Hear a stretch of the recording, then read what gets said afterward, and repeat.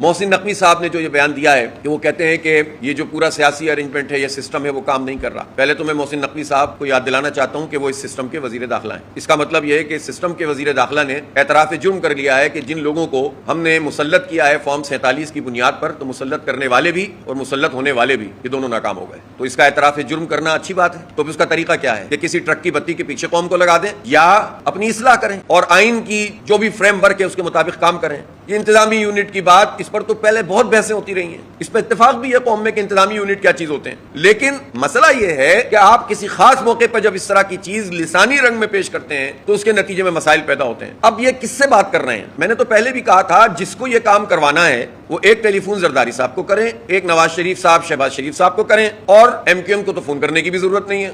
گنتی 22-23 سے شروع ہوتی ہے جتنے ممبر ان کے ہوتے ہیں. تو یہ کر لیں جو کرنا ہے ان کو. اصل میں یہ لوگوں کو تقسیم کرنے کا عمل ہے. لیکن جو چیز بغیر کسی تنازع کے ہو سکتی ہے وہ کیوں نہیں ہو رہی؟ مثلا لوکل باڈیز کے انتخابات پنجاب میں 2015 سے نہیں ہوئے. یہاں سندھ میں جو بلدیاتی الیکشن تھے وہ دھرنوں اور احتجاج اور نعروں اور گرفتاریوں اور پتہ نہیں کیا کیا کرنا پڑا، پھر بھی 4 مرتبہ ملتوی ہوئے تو ہوئے. یہاں کی جو حلقہ بندی ہوئی وہ غلط تھی، پھر بھی قبول کیا لوگوں نے کہ چلو یار. پھر جیت گئے تو جیتنے نہیں دیا. پھر میئر کراچی میں جماعت اسلامی کا بن رہا تھا، اس کا راستہ روک دیا. تو یہ راستہ پیپلز پارٹی میں اتنا دم ہے کہ وہ اوپر کی اجازت کے بغیر اپنا میئر لا سکتی تھی یہاں پر جعلی طریقے سے. تو پھر اس سوال کا جواب کون دے گا؟ جو آئین میں موجود ہے اس پر عمل نہیں ہو رہا، جو موجود نہیں ہے اس کی بات کی جا رہی ہے. تو ظاہر سی بات ہے کہ اس کے نتیجے میں انتشار تو پیدا ہو سکتا ہے، کسی نتیجے پہ ہم نہیں پہنچ سکتے. اس لیے ہم یہ سمجھتے ہیں کہ اس کو متنازع بنا کر غلط لوگوں سے جو کام بھی کروایا جائے گا جن کا مینڈیٹ ہی نہیں ہے وہ کام پائیدار نہیں ہو سکتا. آج کل ایک دوسرے کے خلاف نورا کشتی جو ہو رہی ہے پیپلز پارٹی اور نون لیگ کی، نورا کشتی ہے. جس فارم 47 کا تذکرہ بلاول صاحب فرما رہے ہیں